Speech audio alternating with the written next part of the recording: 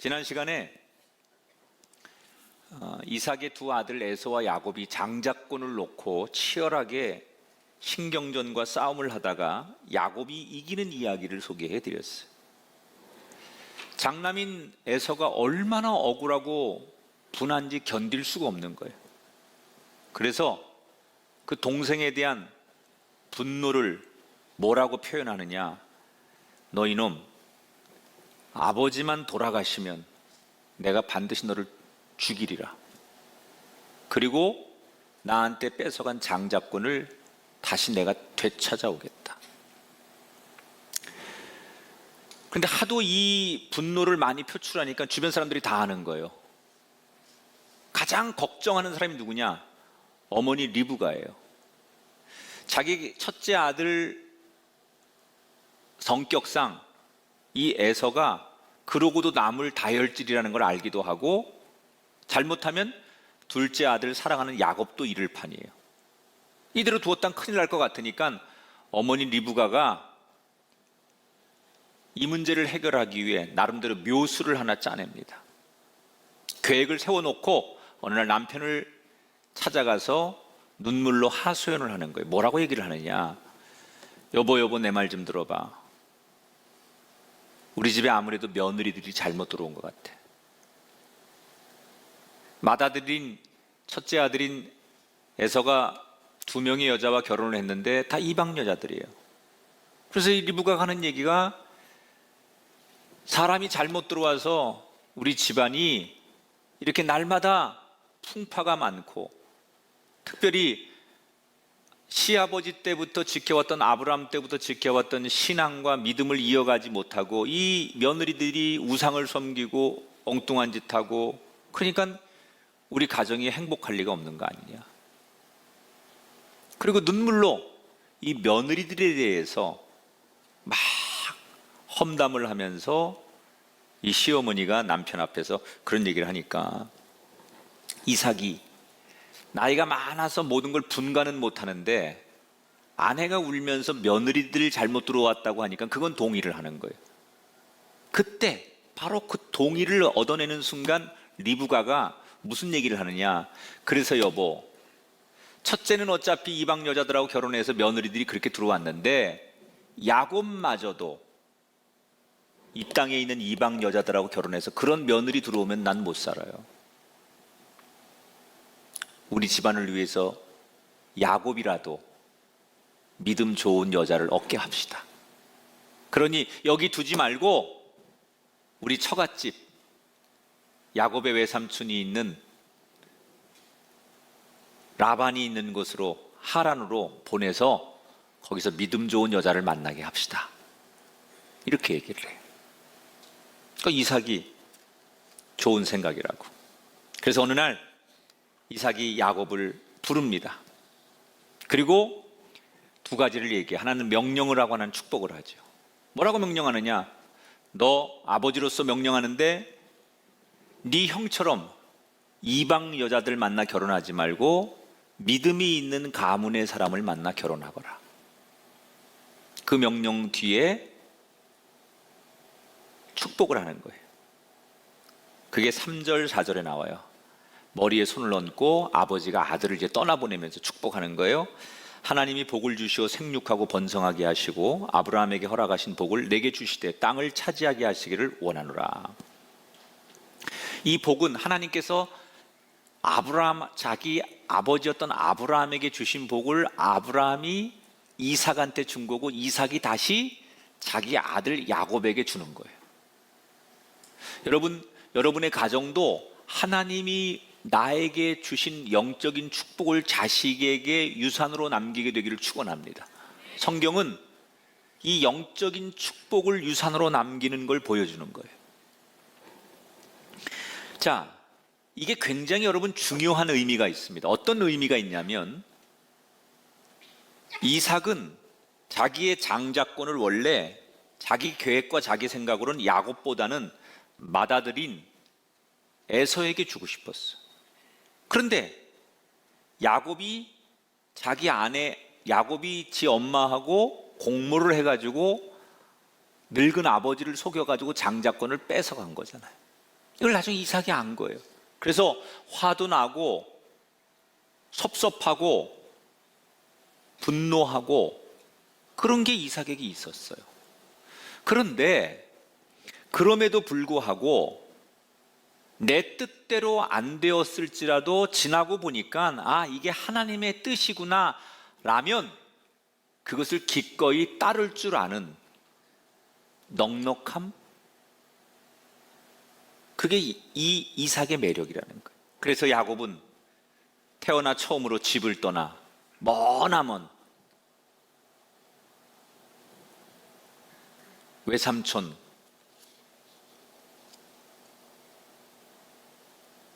외가댁으로 떠나게 돼요.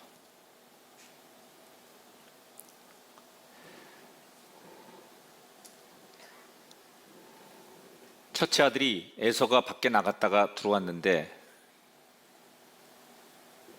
야곱이 아버지 축복을 받고 외삼촌 댁으로 떠나버렸다는 얘기를 듣게 돼요. 이때 에서가 굉장히 분노하죠. 아니 복수도 내 눈앞에 있어야 하는 거 아니에요? 아버지가 이제 얼마 뒤면 돌아가실 것 같으니까 아버지만 돌아가시면 내가 너 죽이고 모든 걸 정상으로 돌려놓겠다는 그 복수심과 계획이 있었는데 야곱이 떠나버린 거예요. 이때 에서가 신세한탄을 해요. 도대체 나는 왜 이렇게 되는 게 없을까? 나도 아버지로부터 인정을 받고 어머니 사랑을 받고 당연히 장자권을 얻는 멋진 아들이 되고 싶었고 떳떳한 사람이 되고 싶었는데 왜 나는 어디서부터 뭐가 잘못됐기에 내 인생은 이렇게 꼬이는 걸까?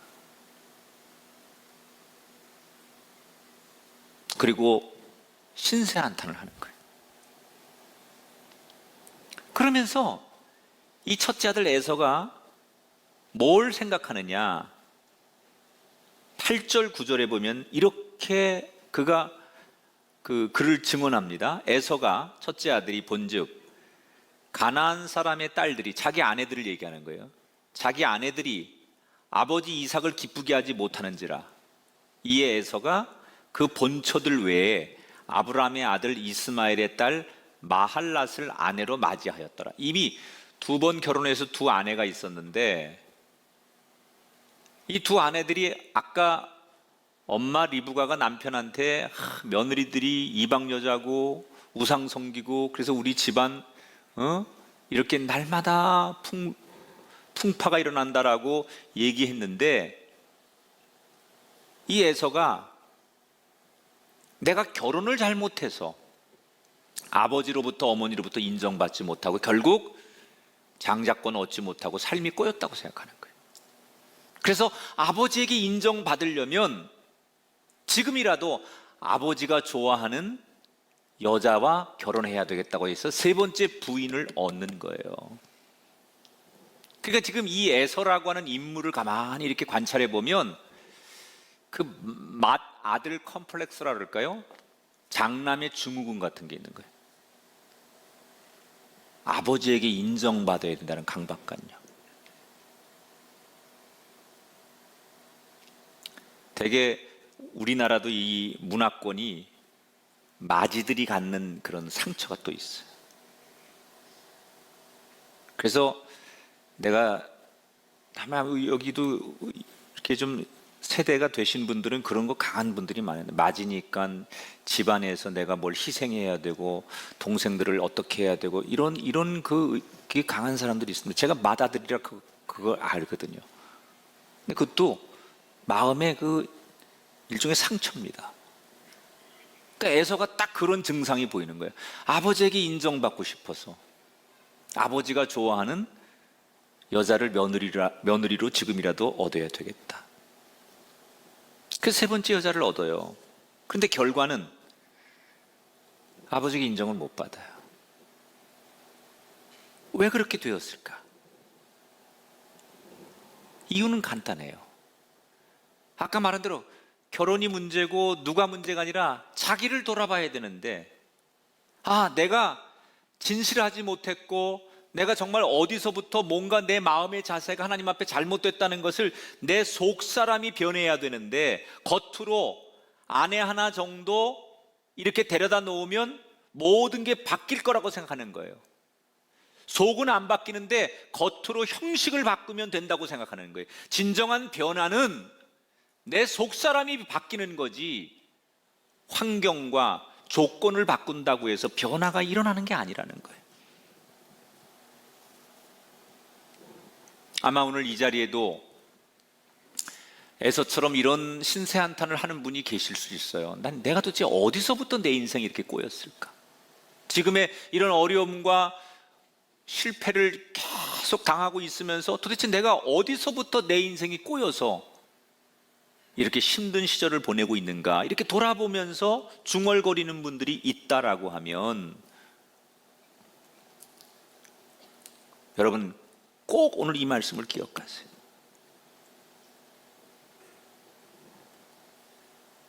여러분 지금 너무 어렵고 실패하고 힘든 일을 만나셨다면 여러분에게 지금 찬스가 온 거예요. 어떤 찬스가 온 거냐?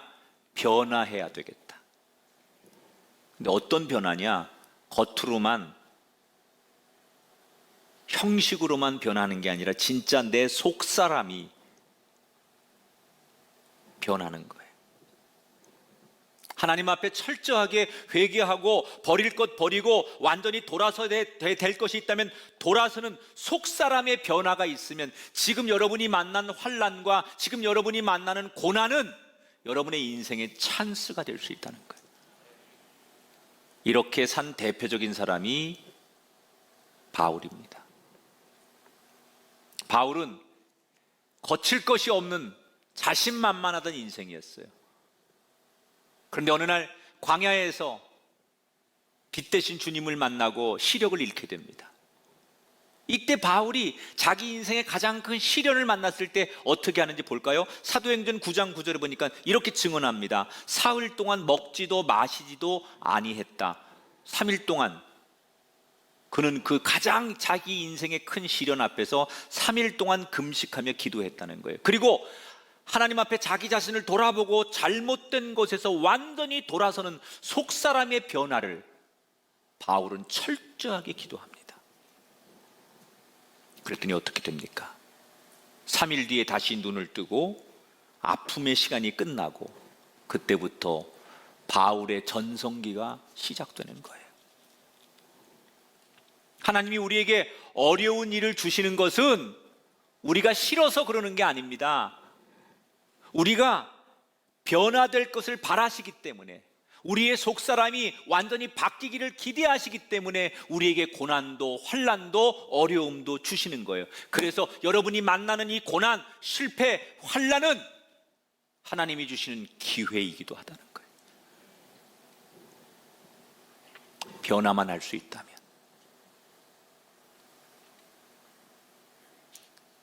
야곱은 이제 아버지로부터 축복을 받고 큰 절을 올리고 집을 떠나요.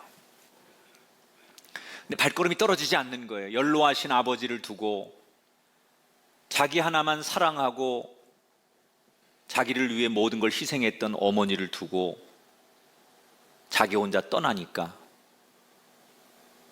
발걸음이 떨어지지 않아요. 아버지도 울고 엄마도 울고 야곱도 펑펑 울며 길을 떠납니다. 어머니가 재촉하죠. 네 형 들어오기 전에 빨리 가야 된다. 떠밀리다시피 울며 아버지 어머니를 뒤로하고 길을 떠나는 야곱. 뒤를 힐끔힐끔 쳐다보며 혹시라도 뒤늦게 형이 자기를 쫓아오지 않을까 두려움을 가지고 발걸음을 재촉합니다. 얼마를 달려갔는지 자기가 떠난 곳에서, 브엘세바에서 떠나는데, 오늘 성경에 보니까 자기 할아버지가 가나안에 와가지고 제일 먼저 제단을 쌓았던 베델까지 도착을 해요. 브엘세바에서 베델까지는 거리로 한 100km 정도 됩니다. 그러니까 정신없이 형으로부터 벗어나기 위해 달려갔다는 얘기예요. 그리고 이 정도면 형이 더 이상 쫓아올 수 없겠지라고 안도의 한숨을 쉬며 그 자리에 털푸덕 주저앉습니다. 근데 이렇게 보니까 벌써 해가 뉘어뉘어지고 밤이 돼가기 시작하는 거예요. 중동 지역은 춥습니다. 일교차가 심하기 때문에 밤에는 굉장히 춥고 이 광야 같은 곳엔 도적대들과 맹수들이 존재합니다. 그런데 어디 오갈 데가 없는 거예요. 그래서 난생 처음 집이 아닌 광야에서 옆에 돌 하나를 베개 삼아 누웠습니다. 당연히 잠이 들지 않죠. 그 환경에서 어떻게 잠이 들어요? 그 심란한 거예요, 야곱이. 그래서 밤새도록 뒤척이는 거예요. 그 밤새도록 뒤척이면서 이 야곱의 머릿속에 영화 필름처럼 자기가 살아온 인생의 시간이 쭉 지나가는데, 자기가 형보다 조금 늦게 태어나서 동생이라는 이유로, 장남이 아니라는 이유로 아버지에게 인정을 받지 못한 것부터, 그래서 나도 아버지에게 형처럼 인정받고 싶어서 노력했던 그간의 자신의 삶을 돌아보고 그 형과의 경쟁에서 이겨보려고 팥죽 한 그릇으로 장자권을 뺏는 과정과 어머니와 공모를 해서 아버지를 속여서 결국 장자권을 가로채는 이런 자기의 살아온 삶의 이야기들이 필름처럼 쭉 지나가는 거예요. 이렇게 노력하고 열정을 가지고 이런 방법으로 내 손에 이런 걸 쥐면 모든 일이 잘 될 줄 알았어요. 그런데 지금 말한 대로 그렇게 살아왔는데 지금 내 현실은 뭐예요? 광야 한복판에 위험에 노출된, 누구 하나 도와줄 수 없는 인생의 밑바닥, 가장 외로운 처절한 자리에 내가 있는 거예요. 야곱이 생각하는 거죠. 내가 어쩌다가 이렇게 되었을까? 그 장자권을 그렇게 해서라도 형한테 뺏어낸 게 잘한 일인가? 정말 하나님이 나를 축복하실까? 아니면 하나님이 나를 버리실까? 내가 이제 외삼촌 댁으로 가면 그 낯선 땅에서 나는 잘 살 수 있을까? 언제쯤 부모님이 계신 고향 땅으로 난 돌아갈 수 있을까? 이런 심란한 생각에 잠을 잘 수가 없는 거예요. 뒤척이고 뒤척이다가 새벽녘에 어떻게 자기도 모르는 사이에 잠이 들었어요. 그런데 그때 야곱의 인생에 빼놓을 수 없는 가장 드라마틱한 사건이 일어납니다. 언제 잠이 들었는지 모르고 잠깐 잠이 들었는데 꿈을 꾸는데 그곳에서 신기한 광경을 경험하게 되죠. 이게 유명한 야곱의 꿈이에요. 볼까요? 12절, 13절. 사닥다리가 땅 위에 서 있는데 그 꼭대기가 하늘에 닿았고 하나님의 사자들이 그 위에서 오르락 내리락 하고 여호와께서 그 위에 서서 이르시되.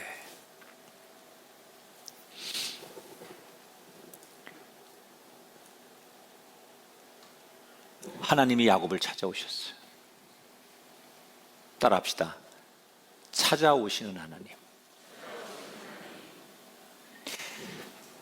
우리가 하나님을 찾아가서 만나는 하나님도 있지만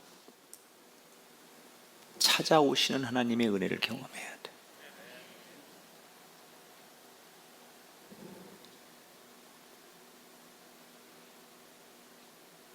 근데 언제 찾아오세요? 하나님을 찬양하고 많은 사람들이 부러워하는 좋은 자리, 근심 걱정 없는 자리가 아니에요. 야곱의 인생의 가장 처절한 바닥, 버려짐, 외로움, 고독, 위험함, 절망감, 회의감, 미래를 알 수 없는 두려움,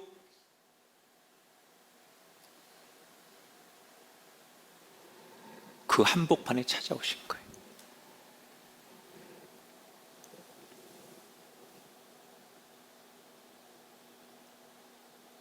가장 비참할 때, 바닥으로 내려갔을 때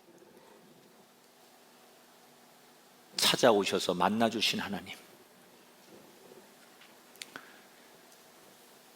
두렵고 떨리는 마음으로 오늘 이 예배를 드리는 사람 가운데 꼭 야곱 같은 사람이 있다면,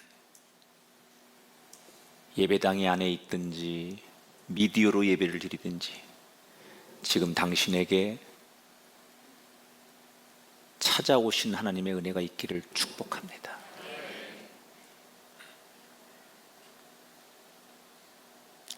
어쩌다 내가 이렇게 됐을까? 어디서부터 내 인생이 이렇게 꼬였을까?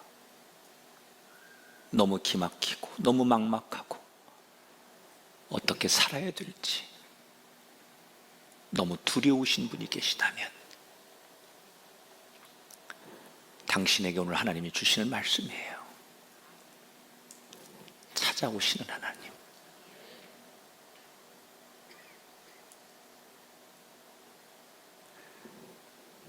야곱을 찾아오세요.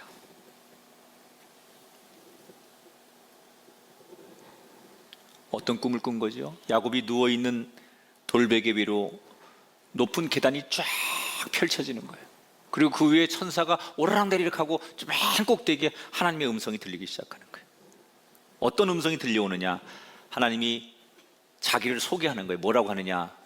나는 내 할아버지 아브라함의 하나님, 내 아버지 이삭의 하나님, 이렇게 하나님이 자기를 소개했어요. 잘 들으세요, 여러분. 이 얘기를 잘 들어야 돼요. 다시 얘기할게요. 지금 하나님이 찾아오셔서 자기를 소개하는 거예요. 나는 네 할아버지 아브라함의 하나님, 네 아버지 이삭의 하나님이다. 여러분, 이게 굉장히 중요한 거예요. 이 당시에 아브라함 할아버지는 돌아가셨고 아버지는 살아 있었죠. 이건 뭘 말하는 거냐? 산자와 죽은 자의 하나님을 말하는 거예요. 하나님은 살아있는 자에게도 하나님이시고 죽은 자에게도 하나님이십니다.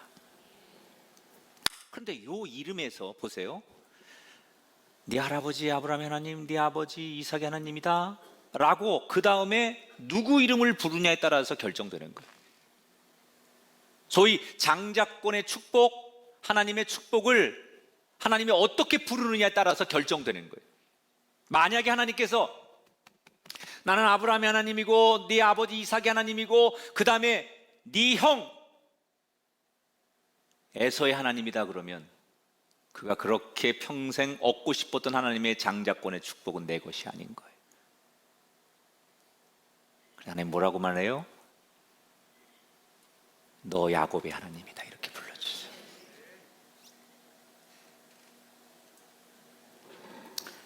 근데 이 이야기가 너무 기가 막힌 이야기예요. 내 이름이 불려지는 순간,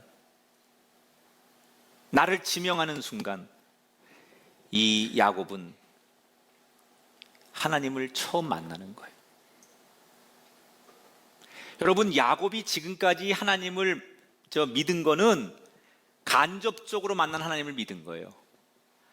아브라함 할아버지가 믿었던 하나님, 아버지 이삭이 믿었던 하나님, 그 하나님을 믿었던 거예요. 내가 평생 한 번도 직접 하나님을 만난 적이 없어요. 내가 경험한 하나님이 없어요. 내가 체험한 하나님이 없어요. 할아버지가 경험하고 아버지가 체험한 하나님을 믿었던 거지, 내가 평생의 하나님을 체험하고 경험해서 만난 하나님이 한 번도 없었어요. 그런데 비로소 이 광야 한복판에서 내가 하나님을 만나는 거예요.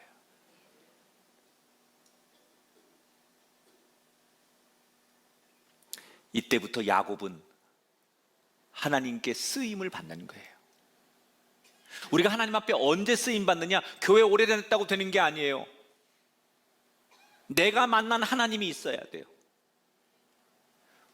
목사님이 만난 하나님, 어느 장로님이 만난 하나님, 우리 어머니가 기도해 주셔서 우리 어머니가 만난 하나님으로 믿는 하나님이 아니라 내가 체험하고 내가 경험하고 내가 만난 하나님, 날 찾아오셔서 내가 거부할 수 없는 하나님, 내가 몸소 온 몸으로 인격으로 만났기 때문에 내 머리에 총칼을 대고 예수 부인할 수 있냐고 물어도 내가 죽으면 죽으리라 주님 부인할 수 없습니다. 왜? 내가 만난 하나님이기 때문에. 이게 체험의 하나님인 거예요. 이게 없으면 목사가 하나님을 이렇게 자기가 만난 하나님이 없이 남이 만난 하나님 이야기만으로 신학을 하고 목회를 하면 그 목회가 죽을 때까지 그 십자가가 자기에게 고통이에요. 내가 만난 하나님이 없이 교회에서 봉사하고 예배하고 찬양하고 헌신하는 분들, 이건 고통입니다. 그래서 오래 못 갑니다. 감정으로 하는 거니까. 그러나 내가 만난 하나님, 내가 체험한 하나님이 있으면 아무리 고통과 아무리 어려움과 아무리 어떤 환난이 있어도 괜찮습니다. 왜? 부인할 수 없는 살아계신 하나님을 내가 경험했기 때문에. 한번 따라하세요. 하나님을 만날 때 비로소 쓰임을 받는다. 아멘. 왜 우리가 하나님 앞에 쓰임받지 못하느냐? 하나님을 안 믿는 게 아니에요. 믿어요. 근데 어떤 하나님을 믿느냐? 내가 만난 하나님이 아니라 우리 부모님이 만난 하나님.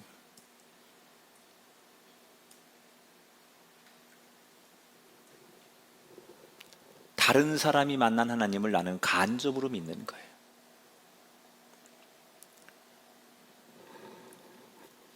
하나님을 만나기를 소망하시고 나의 하나님으로 체험되기를 주의 이름으로 축원합니다.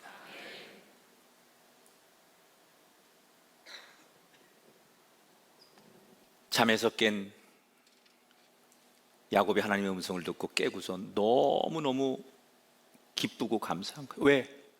자기는 어디로 가야 될지 뭘 해야 될지 너무 막막하고 두려웠는데 꿈에서 하나님께서 자기에게 말씀하셨잖아요. 자기의 걱정, 근심이 다 해결됐으니 이제 기뻐해야 돼요. 물론 당연히 기쁘고 감사했어요. 그러나 기쁘고 감사한 감정보다 훨씬 더 큰 감정 하나가 야곱을 짓눌렀어요. 그게 뭐냐? 16절, 17절에 나와요. 여호와께서 과연 여기 계시거늘 내가 알지 못하였도다. 따라합시다. 두렵도다. 하나님이 자기에게 꿈속에서 말씀하셨어요. 여러분, 구약은 하나님이 인간에게 나타날 때 꿈을 통해 역사하는 게 구약이에요. 근데 그 꿈은 우리가 이렇게 보통 자면서 꾸는 이 평범한 꿈이 아니라 이걸 계시라고 하는데, 구약은 하나님이 당신의 뜻을 전할 때 인간에게 전하는 수단이 꿈이에요.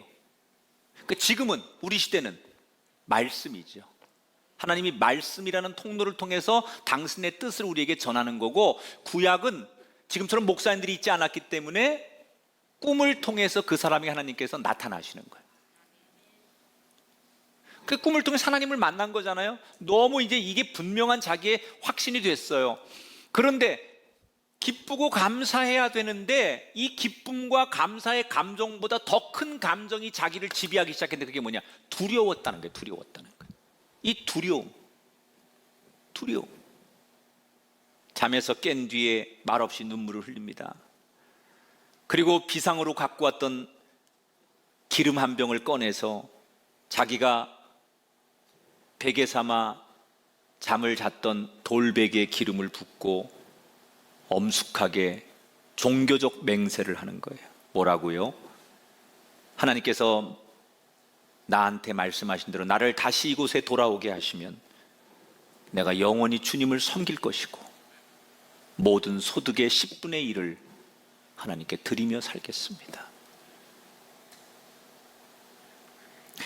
하나님을 향한 두려움이 야곱의 심령을 가득 채우자 지금까지 그 야곱을 그렇게 사로잡던 절망과 낙심과 세상을 향한 두려움이 사라져 버렸어요. 그 전날 밤만 해도, 하나님을 만나기 전만 해도 내가 어디서부터 내 인생이 꼬인 거고, 나는 어디로 가야 되고, 누구를 의지해야 되고, 뭘 먹고 살아야 되고, 앞으로 내 인생은 어떻게 돼야 될지 너무나 많은 세상에 대한 두려움과 걱정으로 잠을 한숨도 못 잤던 그가 하나님이 주시는 두려운 마음을 품었을 때, 하나님 주시는 경외의 마음을 품었을 때, 이 두려움이 세상 두려움을 잡아먹기 시작했다는 거예요. 하나님을 두려워하십시오. 그때 세상의 두려움, 세상의 근심, 세상의 염려가 사라질 줄 믿습니다. 저는 성경에 참 지금 창세기 28장 읽으면서 너무 이 성경이 감사한 거예요. 만약에 오늘 이 성경 구절에 하나님을 만나서 이 야곱의 마음속에 하나님이 자기를 찾아와 주시고 만나준 거에서 너무 기뻐서 감사합니다, 그리고 찬양하고 기뻐하고 촐싹거렸다, 이렇게 써 있는 것보다는 이 성경이 뭐라고 증언해요? 하나님을 두려워했다. 그래서 성경이 더 저는 이게 묵직하게 다가오는 것 같아요.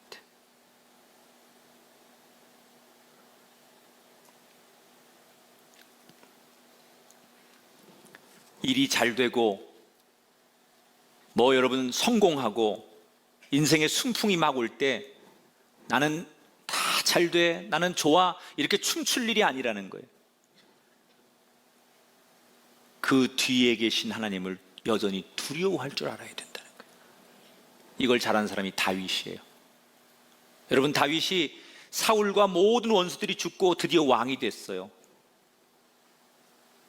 너무너무 기뻐하는 그 순간 기쁨 대신 그가 하나님을 두려워하며 떨림으로 고백한 내용이 시편 18편 1절이에요. 나의 힘이 되신 여호와여, 내가 주를 사랑하나이다. 이런 마음이 있었기 때문에 하나님께서 다윗을 합한 자라 여기신 거예요.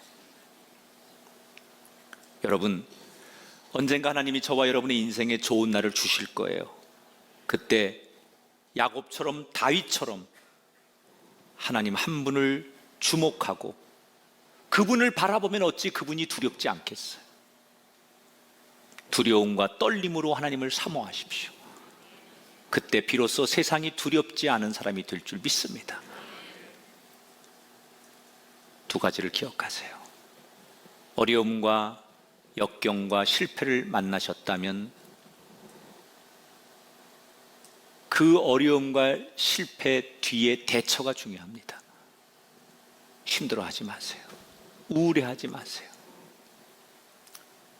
나를 바꿀 기회예요. 변화하면 하나님이 새 길을 열어주십니다. 잘 됐습니까? 성공하셨습니까? 순풍을 만나셨습니까? 기쁨에 도취되지 마시고 하나님을 더욱더 두려워하십시오. 그래서 순풍이든 역풍이든 성령과 늘 동행하셔서 승리했던 야곱처럼 하루하루 그런 인생을 걸어가는 저와 여러분이 되기를 주의 이름으로